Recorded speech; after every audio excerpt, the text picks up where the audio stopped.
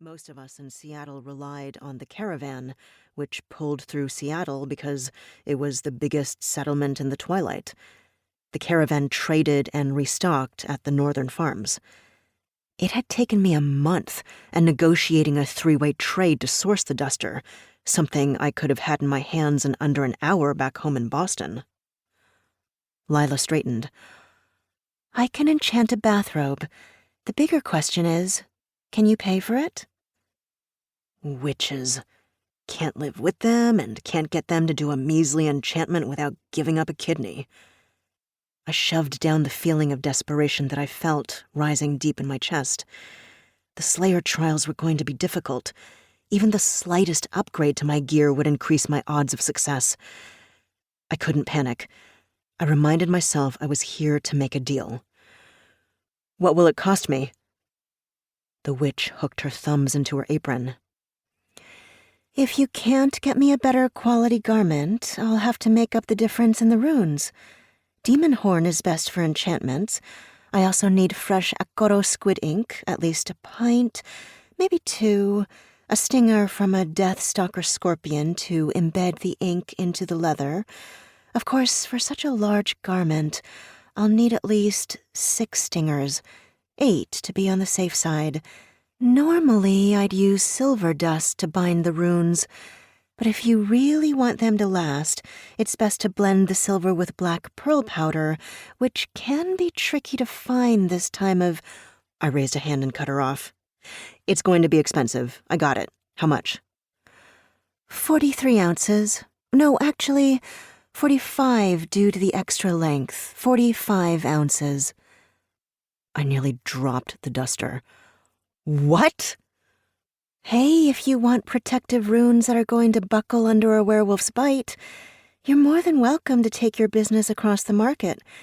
But you came to the Blue Rowan Coven because you know you need the best. Our price is more than fair for what you're asking for.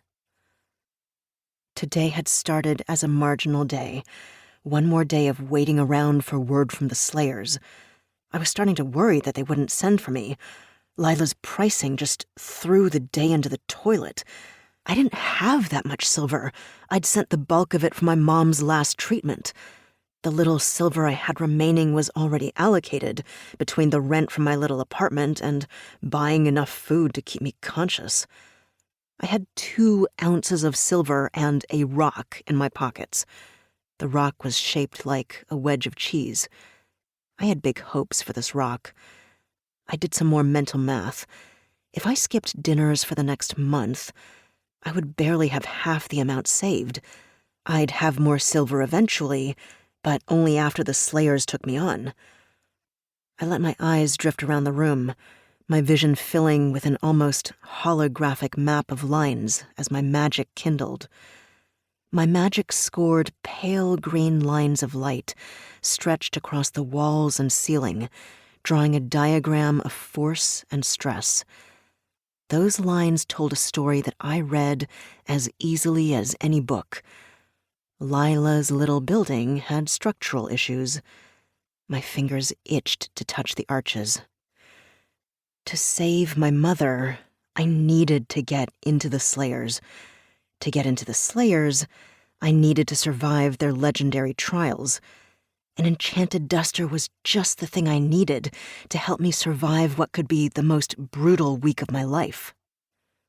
Looking at this relic of a place, I could tell Lila needed me too. She just didn't know it yet. I slipped the duster on, enjoying the feel of the supple leather across my shoulders. It wouldn't do much if I got attacked, but at least I would look good as I got mauled. Now it was time to execute part 2 of my plan. Hopefully I'd gotten the timing right. Well, thanks for taking the time. Lila took a step towards me as I turned to the door. You're leaving? I shrugged. Too rich for my blood. As I walked out, I shortened my stride deliberately. One thing I enjoyed about the twilight, everyone here loved to deal and hated to walk away from one. Lila hurried out from behind the counter and stopped between me and the door. Okay, hold on. We're just getting started. I haven't even discussed what discounts you...